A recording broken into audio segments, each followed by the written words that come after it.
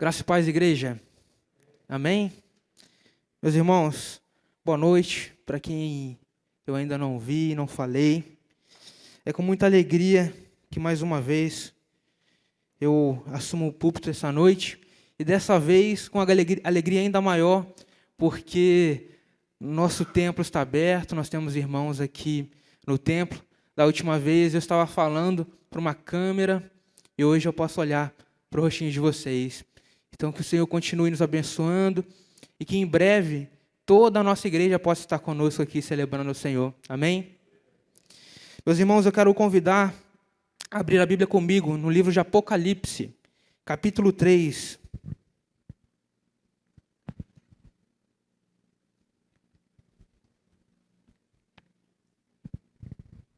A partir do verso 14.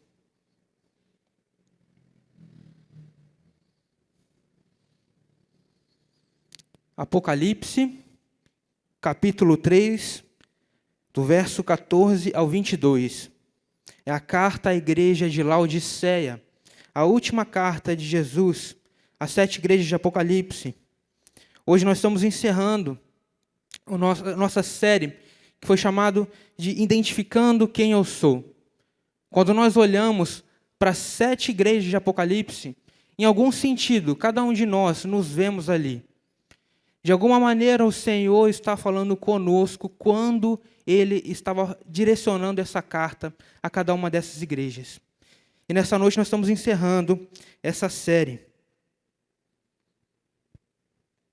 Apocalipse 3, verso 14 a 22, diz assim: Ao anjo da igreja em Laodiceia, escreva: Essas são as palavras do Amém, a testemunha fiel e verdadeira, o soberano da criação de Deus.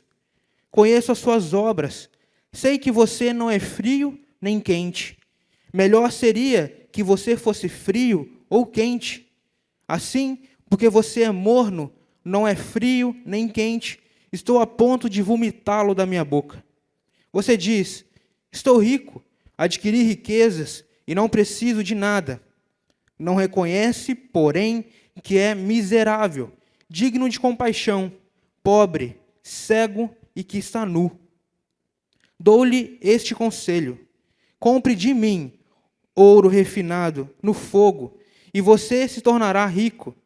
Compre roupas brancas e vista-se para cobrir a sua vergonhosa nudez. E compre colírio para ungir os seus olhos e poder enxergar. Repreendo e disciplino aqueles que eu amo. Por isso, seja diligente e arrependa-se. Eis que estou à porta e bato. Se alguém ouvir a minha voz e abrir a porta, entrarei e cearei com ele e ele comigo. Ao vencedor, darei o direito de sentar-se comigo em meu trono, assim como eu também venci e sentei-me com o meu Pai em seu trono. Aquele que tem ouvidos, ouça o que o Espírito diz às igrejas. Amém. Vamos orar mais uma vez, irmãos? Pai, mais uma vez nós nos achegamos aqui, abrimos a Tua palavra e ansiamos que o Senhor fale conosco por meio dela, Senhor. Nós cremos no milagre da pregação do Evangelho. Nós cremos, Senhor, que a Tua palavra é suficiente para nos instruir. E é por meio dela que nós podemos transformar a nossa vida e termos esperança na vida eterna. Senhor, que a Tua verdade hoje esclareça ao nosso coração tudo aquilo que precisa ser tratado, tudo aquilo que precisa ser mudado. Em nome de Jesus. Amém. Meus irmãos, certamente vocês conhecem o que é o PIB, que é o Produto Interno Bruto. O que é o PIB? O PIB é a soma de todas as riquezas produzidas no país. Sejam produtos, sejam serviços. O PIB ele é justamente essa soma de tudo que é produzido num país. E o PIB per capita, ele é o PIB dividido por cada um dos habitantes de um país. E para que serve esse PIB per capita? Ele serve, dentre outras coisas, para saber como anda a economia de um país. Então, quanto maior é o PIB per capita, ou seja, quanto maior é o PIB por pessoa num país, a gente pode dizer que esse país é mais rico. Quanto menor, mais pobre. Uma pesquisa que foi divulgada no ano de 2018, ela mostrou uma correlação que é muito interessante. Quanto maior o PIB per capita de um país, ou seja, quanto mais rico um país é, menos religioso ele tende a ser. Nessa pesquisa, foi perguntado aos participantes se eles oravam todos os dias. Na maioria dos casos, os países que oravam mais eram países em desenvolvimento, ou seja, ainda eram países que não eram ricos. E os países que oravam menos eram países que eram mais desenvolvidos, eram mais ricos. As únicas exceções nessas pesquisas foram os Estados Unidos e a China. Os Estados Unidos é um país rico e mais da metade da população respondeu que ora todos os dias. E a China ainda é um país pobre, um país em desenvolvimento. Apesar de ter um PIB grande, tem muita gente ali e ainda não tem uma riqueza muito grande por pessoa. Mas ainda assim, 2% apenas das pessoas responderam que oram todos os dias.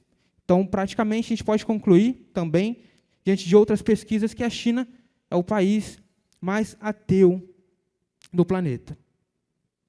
A título de comparação, em países em desenvolvimento, como o Brasil, a Colômbia, o Paraguai, o Equador, Senegal, pelo menos 60% das pessoas disseram que oram todos os dias.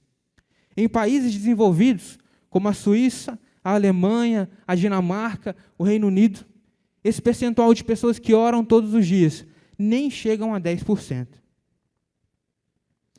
A realidade é que quando a gente olha, então, para o continente europeu, a gente pode ver que ela se organizou, né? A Europa se organizou com valores essencialmente cristãos, mas que, ao longo do tempo, eles foram deixando aquilo que foi base para aquela civilização para trás. E os problemas de naturezas estruturais, como a fome, a miséria, a desigualdade social, ao passo que eles foram diminuindo e o poder de compra das pessoas foram aumentando, essa sociedade foi cada vez mais se distanciando da religião, mais se distanciando do próprio cristianismo. E aí, você pode me dizer o seguinte, então, olha, então os ateus têm razão, porque se quanto mais eu oro, mais eu fico rico, mais o meu país fica rico, então é isso aí, a gente tem que parar de orar. Mas não é isso que essa pesquisa está mostrando. O que essa pesquisa está mostrando é que quanto mais nós temos coisas boas na vida, temos qualidade de vida, enfrentamos menos dificuldade, mais nós achamos que nós o bastamos, que nós não precisamos de Deus, que Ele não entra mais na nossa vida.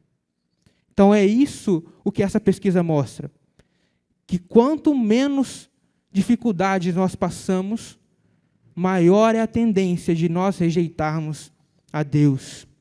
Hoje, nós olhamos para a Europa, um país que foi berço de um dos maiores despertamentos espirituais, que foi a Reforma Protestante, e nós vemos hoje igrejas que dão lugares, igrejas gigantescas, que dão lugares a pubs, que dão lugares a baladas. Hoje, o cristão deve olhar para a Europa como um continente a ser evangelizado. Para essas pessoas, a riqueza e a redução das desigualdades sociais acabaram reduzindo a fé, algo que é extremamente desnecessário e descartável. Afinal, elas já possuem tudo o que elas precisam materialmente. A vida dessas pessoas já é boa demais e os problemas são aparentemente mínimos. Eles não precisam mais se preocupar com o que eles vão comer, aonde eles vão morar, se elas mesmas se bastam, se tudo que elas têm têm num piscar de olhos. Infelizmente, o texto que nós acabamos de ler, a epístola à igreja de Laodiceia, que está inserida no livro de Apocalipse, nos mostra que a igreja de Laodiceia viveu exatamente o que nós vimos como resultado dessa pesquisa. Laodiceia era uma colônia romana extremamente rica. E para a gente ter uma noção de como ela era rica, por volta do ano 17 depois de Cristo, houve um terremoto gigantesco e destruiu toda a cidade. E ali ela necessitou de dinheiro de Roma para que ela pudesse ser reconstruída. Mas alguns anos depois, por volta de anos 60, ou seja, poucas décadas depois, mais uma vez um terremoto demoliu todas as casas, todos os prédios. Só que dessa vez, a cidade tinha tanto dinheiro que ela rejeitou a ajuda de Roma. E além de rejeitar a ajuda de Roma, porque tinham dinheiro, ajudou as cidades que estavam à volta dela. Então, meus irmãos, quando a gente diz que essa cidade é rica, essa cidade é extremamente rica. É mais rica, talvez, do que hoje nós podemos imaginar nos bairros mais ricos que existem no Brasil, no exterior. Essa carta ela foi escrita no livro de Apocalipse, que é aproximadamente por volta do ano 90 depois de Cristo, pelo apóstolo Paulo, que ele havia sido preso na ilha de Patmos e depois ele viveu numa prisão domiciliar lá em Éfeso, até morrer. Tudo isso por causa de uma perseguição que era realizada pelo imperador Domiciano, que era um homem muito cruel. Era tão cruel que a própria esposa mandou matá-lo por volta do ano 96, e quando ele foi morto, toda Roma comemorou a morte dele. E durante o governo dele, milhares e milhares de cristãos foram mortos, foram perseguidos. A essa altura, só João estava vivo, meus irmãos. Todos os outros apóstolos já tinham morrido, e todos eles por martírio. Eles foram apedrejados, foram crucificados, foram queimados, decapitados. Então, a essa altura dessa carta, apenas João estava vivo.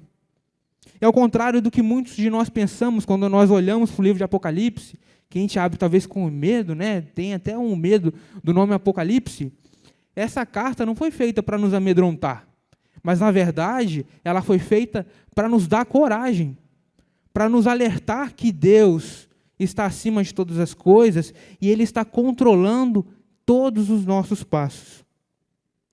As igrejas da Ásia estavam passando por dois tipos de dificuldades, que a gente pode ver quando nós revisitamos as cartas que foram escritas em Apocalipse. Uma delas é que elas estavam sendo duramente perseguidas, como eu acabei de falar, que foi o caso do imperador. E o outro problema é que elas estavam vendendo a fé delas. Então, elas estavam sofrendo por perseguição ou elas estavam vendendo a própria fé. Mas o curioso é que a igreja de Laodiceia não estava passando por nenhuma dessas duas dificuldades. Ela estava tão fechada em si, que ela se considerava tão autossuficiente, que ela nem era perseguida pelo próprio imperador. Ela era tão irrelevante para o contexto dela. Lembram que Jesus disse que nós seríamos perseguidos? Quando nós levantássemos a bandeira de Cristo, haveria perseguição? Ela era tão irrelevante para o contexto dela que nem perseguição ela estava sofrendo. Em Laodiceia, não havia uma fonte de água que pudesse abastecer a cidade. Então, o que foi feito? Foi construído uma cadeia de aquedutos que traziam a água de Hierápolis por volta, uma trajetória de cerca de 10 quilômetros. E a água de Hierápolis era uma água que era muito boa para curar certas doenças, porque era uma água que tinha vários minerais e saía extremamente quente. Então, com aquelas propriedades, ela tinha utilidade. Só que depois de passar por 10 quilômetros até chegar a Laodiceia, ela já estava chegando ali morna. E como tinha esses sais minerais na água, em excesso, quando tomavam essa água, ela era extremamente intragável. Ela era muito ruim. E foi justamente essa figura que Jesus usou para falar sobre a igreja de Éfeso. Eles não eram quentes, como as águas de Hierápolis, que serviam para tratar as enfermidades da pele, e nem era frio, como as águas de Colossos, que era outra cidade próxima a Laodiceia, e a água era tão fresca em Colossos, que todo mundo que passava por ali queria beber daquela água para saciar sua sede. Então, na verdade, meus irmãos, aquela água era praticamente imprestável. Não servia para beber, não servia para curar as doenças do corpo, reumatismo, que era tratado na época. Então, o que Jesus está falando praticamente com todas as letras é: vocês não estão tendo serventia alguma. Isso, meus irmãos, era o reflexo justamente do serviço ruim ao próximo que essa igreja tinha, os cultos sem vida que Laodiceia apresentava a Deus e os corações negligentes. O pior de tudo é que eles não enxergavam essas condições deles.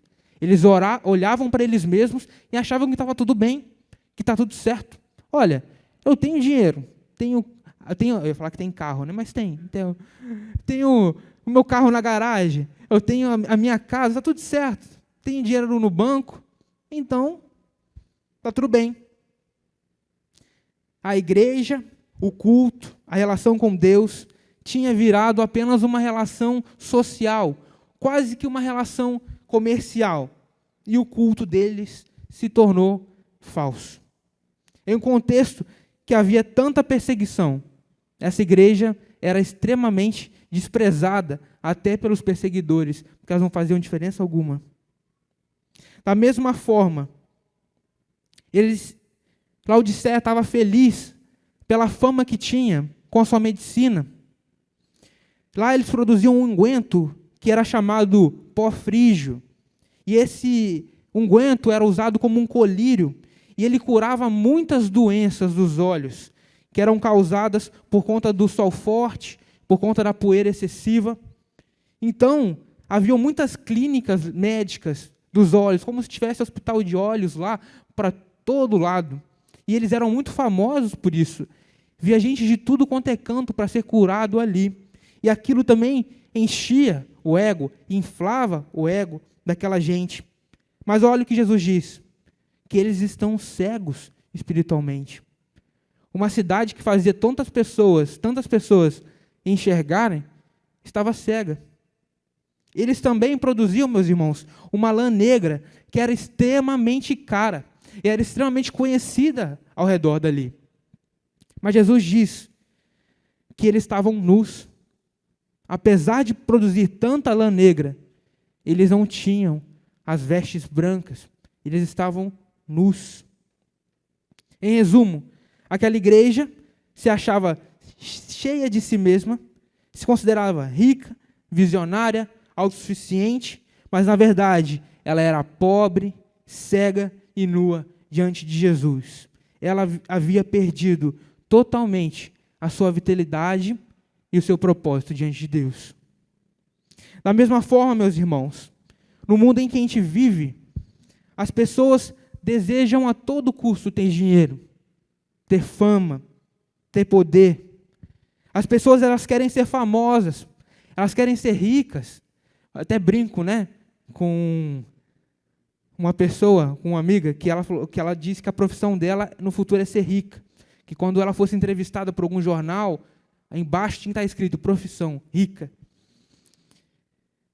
E as pessoas querem tanto o dinheiro, estão tão cegas pelo poder, que elas acabam sacrificando a vida com a família, sacrificando a sua própria saúde, e muitas vezes não medem nem esforços, e acabam enganando as pessoas para conseguir aquilo que elas querem.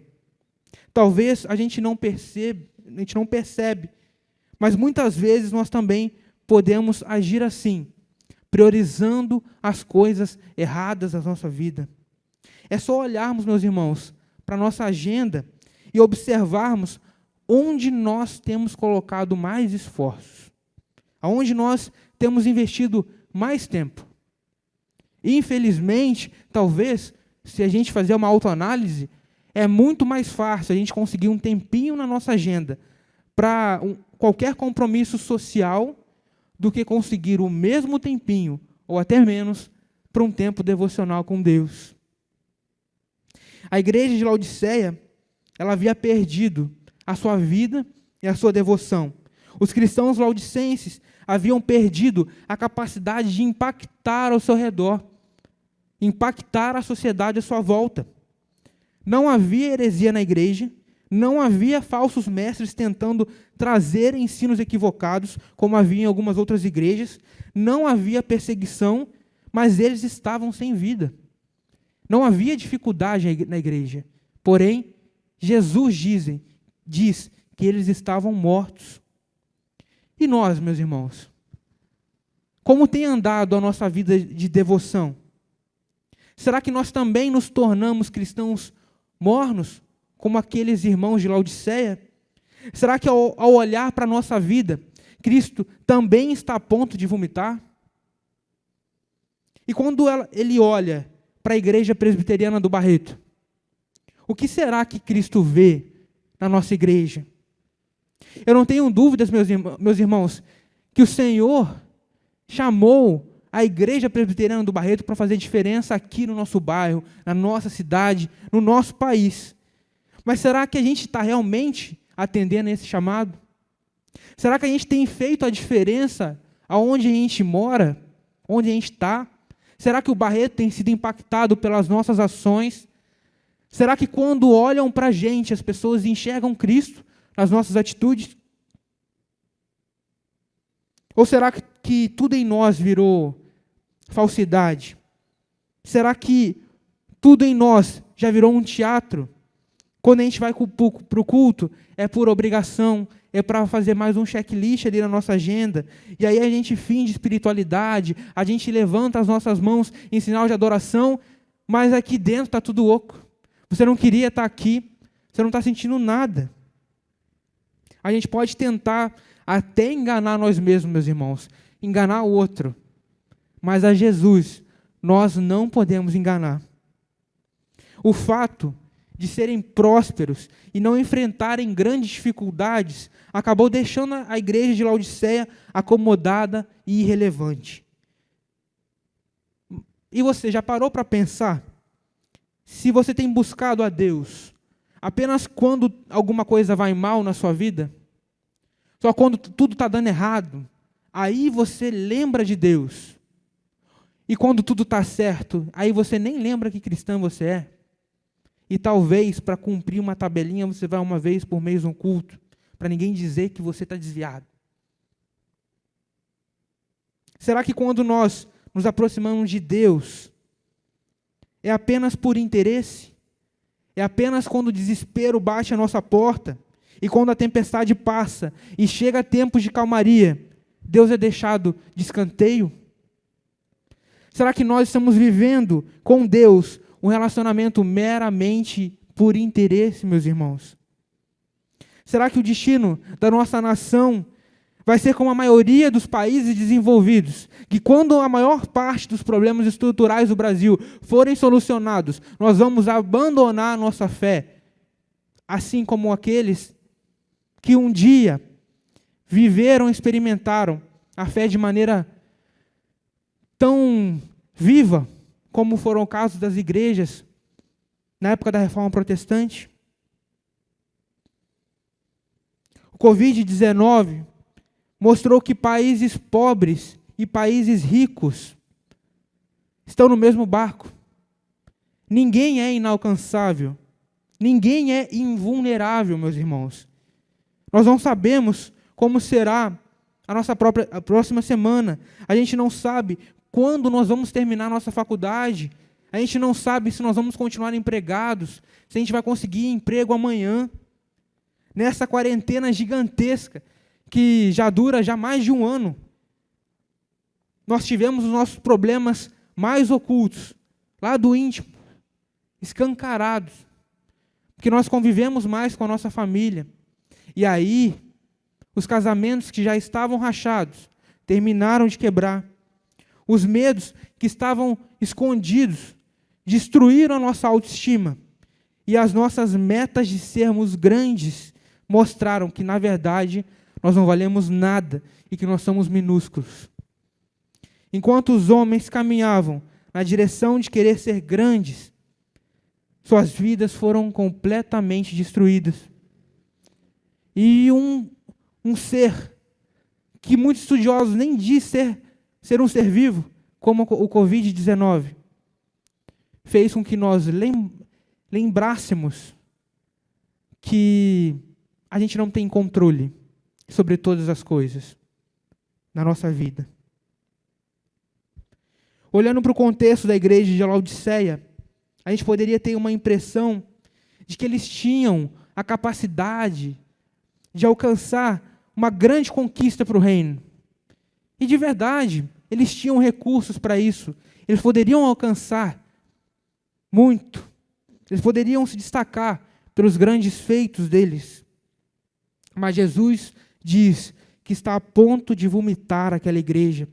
Mas vamos perceber o que Jesus está dizendo aqui nessa frase. Ele disse que está a ponto de vomitar. Ele não disse que vomitou. O que isso está dizendo? Ele, na verdade, está demonstrando aqui misericórdia. Porque ele está dando tempo. Olha, eu estou a ponto de vomitar. Mas eu estou aqui te avisando. Ainda há tempo de mudar. Um conselho foi dado àquela igreja, meus irmãos, por Jesus. Que eles comprassem ouro refinado no fogo. Jesus queria que eles tivessem o verdadeiro tesouro. E esse verdadeiro tesouro só há em Cristo. A verdadeira riqueza, na verdade, meus irmãos, não é tesouro, não é ouro, é, na verdade, a fé inabalável no eterno. E é isso que o eterno está chamando aquela igreja e a nós. Por isso, de nada adiantava também a lã negra tão cara que eles tinham. Eles precisavam também se vestir com as vestes brancas de Cristo, que representavam a justiça, a santidade e a alegria verdadeira que só poderia encontrar em Cristo Jesus. Dessa forma, Jesus também aconselha a comprarem o verdadeiro colírio para acabar com a cegueira espiritual. E qual é o verdadeiro colírio? O próprio Cristo. E dessa maneira, com o verdadeiro colírio, nós seríamos presenteados com o discernimento e com sabedoria.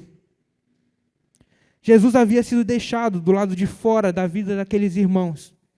Jesus estava do lado de fora e estava tentando entrar. Apesar deles serem tão arrogantes e deixarem Jesus do lado de fora, o Eterno está ali, batendo a porta, chamando pelo nome, querendo entrar e cear com eles. No Oriente, o significado de ter uma refeição com alguém é um sinal de amizade e plena comunhão. E é isso que Jesus está chamando aquela igreja para ter. A amizade e uma verdadeira comunhão. E é por isso que os fariseus criticavam tanto Jesus, quando Jesus ia fazer refeições com os pecadores e quando Pedro ia pregar e visitar os gentios. Mas quando Jesus entrasse naquela igreja, eles descobririam a verdadeira felicidade, a verdadeira alegria e a verdadeira paz que só existe em Cristo. Enquanto os laodicenses estavam se garantindo no reino terreno, nas posses que eles tinham, no poder, no dinheiro, Jesus estava oferecendo, na verdade, o pertencimento a um outro reino, a um reino eterno e que já existe. Ninguém pode destruir esse reino. A cidadania já começa agora e Jesus nos chama para participar desse reino. Por isso, eles também são chamados a ouvir de forma profunda e verdadeira. Quem tem ouvidos para ouvir, que ouça. Eles tinham que ouvir de tal forma que passariam a viver e obedecer às ordens de Jesus. Mas essa, meus irmãos, não é uma palavra só para aquela igreja de Laodiceia. Essa palavra também é uma palavra para cada um de nós, nessa noite. Essa palavra é uma palavra para a igreja presbiteriana do Barreto. Jesus nos ofereceu uma fé refinada no fogo, que ela não tem impurezas, ela é forte, ela é pura e é verdadeiramente valiosa. Enquanto o fogo das provações do Covid destruiu vidas, sonhos, a nossa fé em Jesus saiu mais forte ainda, porque nós temos a certeza de que Ele não nos abandona em meio às adversidades. O fogo, na verdade, meus irmãos, não destrói, não tem capacidade de destruir a nossa fé, mas Ele refina a nossa fé, deixa ela mais pura, mais forte. Enquanto muitos caminham como cegos, sem olhar para as pessoas que estão ao redor e esquecendo aqueles que ama, Jesus quer curar as nossas cegueiras e fazer com que nós vejamos o quanto o amor dele por nós é grande. Quando nós conseguimos enxergar o verdadeiro valor de sermos amados por Deus, nós seremos revestidos com as roupas brancas, nós seremos santificados, nós seremos trazidos de um estado de coração vazio para um estado de coração cheio de Deus, cheio de felicidade, cheio de esperança. Nós perceberemos que nós não estamos numa corrida para conseguir dinheiro e que vai consumir todas as nossas energias, vai consumir a nossa saúde, vai consumir o tempo com a nossa família. Nós estamos numa corrida que vai nos levar à vitória certa e nos trará o verdadeiro e o maior tesouro, que é Jesus Cristo.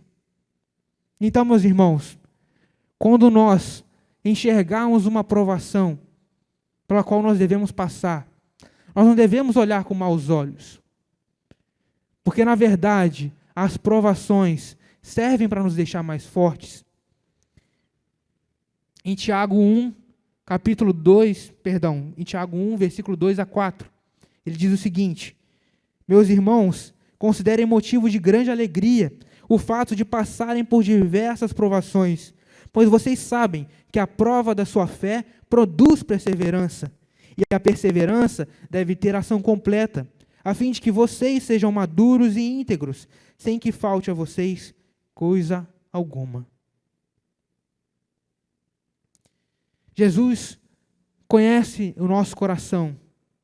Ele sabe exatamente o que pode concorrer com Ele no nosso coração. E é por isso que muitas vezes, meus irmãos, nós não recebemos aquilo que nós pedimos. Por isso que muitas vezes Ele não nos livra da perseguição. Por isso que muitas vezes Ele não nos livra da provação.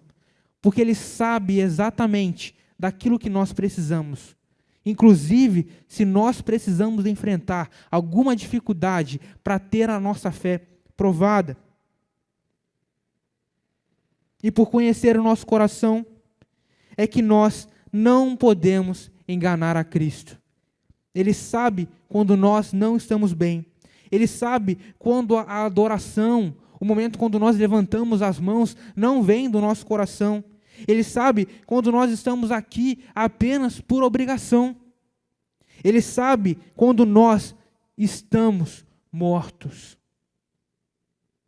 Jesus sabe exatamente, meus irmãos, como nós estamos aqui, nessa noite.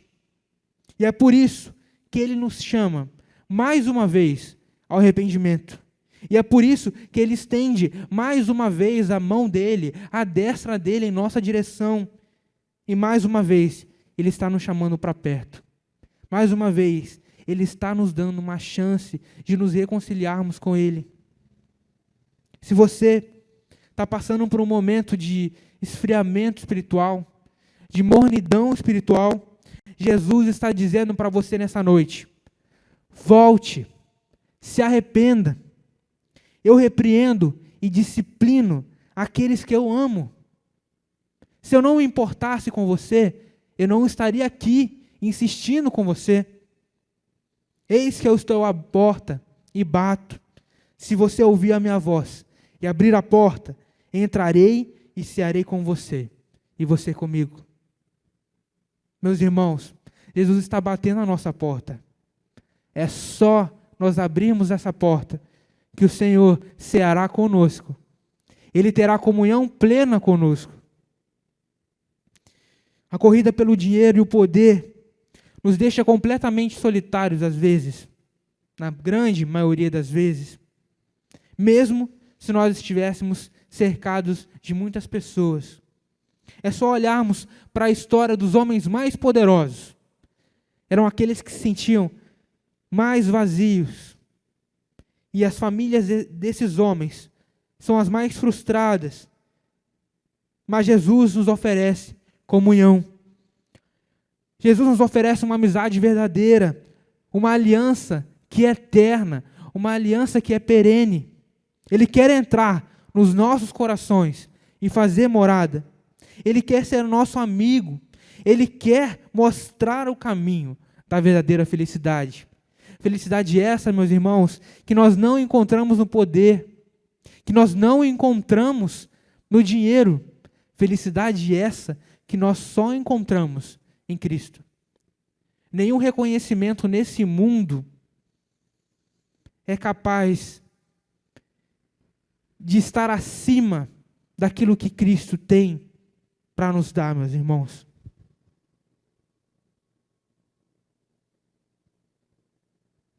O único registro que nós temos de Laodiceia, depois dessa carta, é a sua completa destruição. Depois disso, a única coisa que nós sabemos daquela cidade, que era extremamente poderosa, extremamente rica, é que não há pedra sobre pedra. Aquela cidade está totalmente destruída. Mas, meus irmãos, o legado de Jesus, ele é para sempre. Quem tem ouvidos, ouça. O legado de Jesus é para sempre. O dinheiro não. Mas Jesus tem algo que nunca morrerá. Jesus tem um presente para nós. Algo que somente nele nós encontraremos. E enquanto nós perdemos o nosso tempo correndo atrás de coisas que perdem seu significado, que a traça corrói, que custará a nossa vida, que custará o nosso tempo, a nossa saúde, o equilíbrio das nossas famílias, Jesus pagou um preço ainda maior e ainda mais alto, e não exige de nós a destruição da nossa casa, a destruição da nossa família. O Eterno entregou aquilo que Ele tinha de mais precioso, o seu único Filho, Jesus, que não tinha nenhum erro, nenhum pecado, para que Ele pudesse morrer pelo seu e pelo meu pecado. Não há maior poder do que o poder de Jesus. Não há dinheiro que compre o que Jesus nos deu naquela cruz. Hoje, a vida eterna só nos é oferecida por Ele. E não existe mais preço nenhum a ser pago. Enquanto nós pagamos com o nosso sangue, com o nosso sofrimento, com a nossa família, com a nossa saúde, por coisas que daqui a pouco serão destruídas. Jesus pagou com o sangue dele algo que para nós já não tem mais preço. Nós não precisamos pagar, porque tudo já foi pago por Cristo. E Ele está te dando isso de maneira gratuita. É por graça. Então, a gente tem que deixar de lado as nossas derrotas, as nossas feridas e o nosso cansaço. As nossas forças não valem de nada. E os nossos joelhos já estão ao chão. A única coisa que nos sobra, e é o que nós devemos fazer, é abrir a porta, confiar em Jesus, abandonar a nossa soberba, a nossa autossuficiência e confiar plenamente em Cristo, que é a verdadeira felicidade, o verdadeiro propósito de vida. É a Ele que nós devemos tudo que nós temos. E é a Ele que nós devemos agradecer, porque Ele já nos deu a vida eterna. Amém? Vamos orar mais uma vez?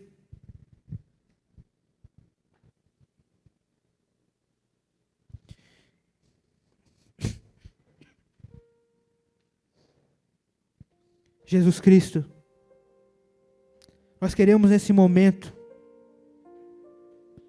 apresentar diante de Ti, Senhor, o nosso coração morno, a nossa vida amargurada, os nossos defeitos, os nossos pecados.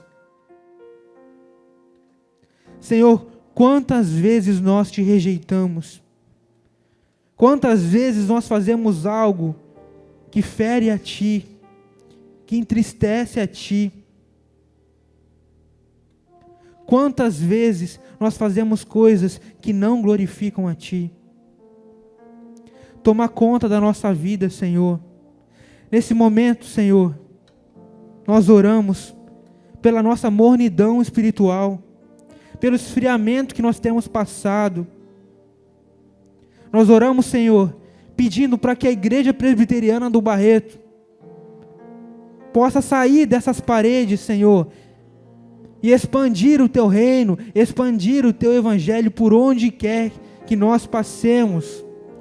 Nós cremos que apenas a Ti, apenas no Teu nome, importa para sermos salvos. E é essa salvação que nós queremos espalhar. Cuida então, Senhor, do nosso coração. Cuida, Senhor, da nossa espiritualidade. Faça, Senhor, que nós dediquemos a nossa vida inteiramente a Ti. Que não reste a Ti, Senhor, apenas o que sobra nas nossas agendas, no nosso tempo, mas que o Senhor seja priorizado, Senhor.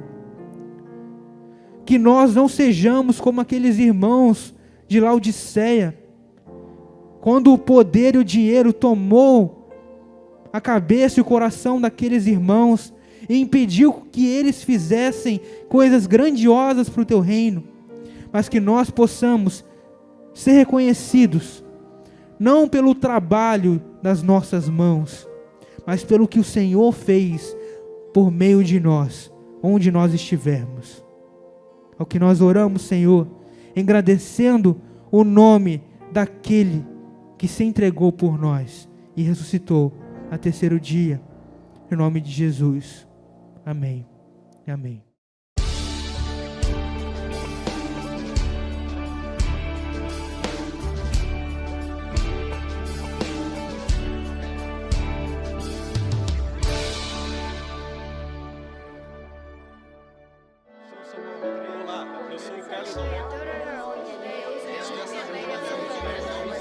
Igreja Presbiteriana do Brasil, há 160 anos, abençoando a nação brasileira.